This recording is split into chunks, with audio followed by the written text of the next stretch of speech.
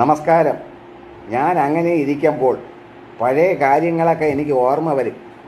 എൻ്റെ ചെറുപ്രായത്തിൽ എനിക്ക് ഭയങ്കര ഇഷ്ടമായിരുന്നു അണ്ടി. അണ്ടി എന്ന് പറഞ്ഞാൽ ഈ പറങ്ക മാവിൽ നിന്ന് അണ്ടിയും മാങ്ങയും കൂടി തറയിൽ വീഴും. അതിനെപ്പോയി ഞാൻ എടുത്ത് ആ അണ്ടിയെ ചുട്ട് തിന്നും. പച്ച അണ്ടി കിട്ടിക്കഴിഞ്ഞാൽ കീറി തിന്നും. പിന്നെ ഈ മാവിൽ നിന്ന് വീഴൂലേ മാങ്ങ, അതാണെങ്കിൽ ഞാൻ കടിച്ച് ചൂപ്പി അണ്ടീര അങ്ങ് അറ്റം വരെ തിന്നും.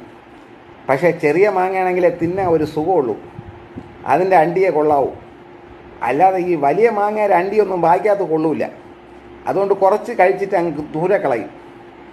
പിന്നെ അന്ന് പണക്കാരന്മാർ പൈസ ഉള്ളതുകൊണ്ട് കപ്പലണ്ടി വാങ്ങിച്ച് തിന്നുകൊണ്ട് പോവും.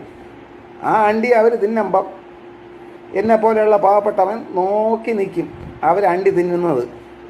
അങ്ങനെയുള്ളൊരു കാലഘട്ടം ഉണ്ടായിരുന്നു കേട്ടോ.